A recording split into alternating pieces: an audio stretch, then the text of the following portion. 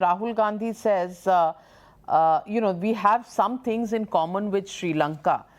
One is the unemployment rate, which is rather disturbing. One is that fuel prices that are rising, and the third thing that he mentions is communal violence.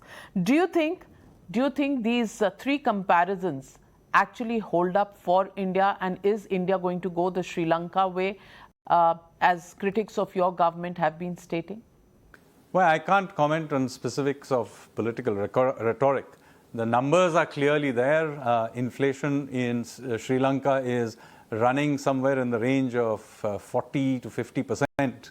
The next set of numbers, when they come out, may even be higher, for all I know. Similarly, it's a country where clearly in unemployment, while I don't know what the latest read in Sri Lanka is, but I'm quite certain that in a country where their main business, which is tourism, has come to a grinding halt, where there are serious shortages of food and fuel on a day-to-day basis, I don't think we are in anything comparable. If anything, India at this juncture, and perhaps the only country that's providing some financial support to Sri Lanka. So far from being in Sri Lanka's position, we are, if anything, the only helping hand so far to that economy. So I don't think we should get swayed by political, grandstanding, when clearly the conditions here in India are nowhere in that range. What would you say? It's not even a serious question, frankly.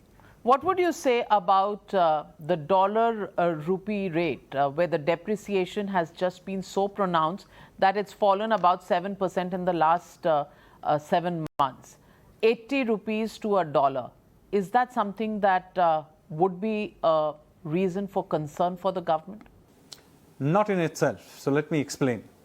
You see, the dollar has strengthened against virtually every currency in the world. And it would not be very prudent for India to somehow hold the exchange rate against such a rapidly strengthening dollar, because what it would do is suddenly make us uncompetitive vis-a-vis everybody else. Do remember that even if we have depreciated somewhat against the US dollar, we have appreciated against virtually every other major currency in the world, whether it's the euro or the yen or the British pound.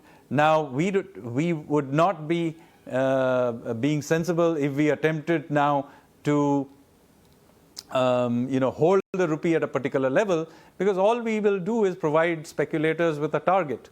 Much more sensible, which is what the RBI is doing, is allowing that adjustment to happen, using foreign exchange reserves judiciously to smoothen that transition, but doing nothing much more than that. Exchange rates go in cycles. Our most important thing is to make sure that our inflation remains below that of the other countries, which it is at this point. Our inflation, as you know, is below that of the US and of Europe, and to make sure that overall macroeconomic stability remains.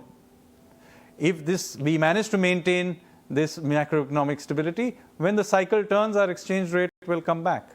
So let us not get thrown off by ups and downs of the current cycle. Our key point is to maintain macroeconomic stability here in India. Well, Sanjeev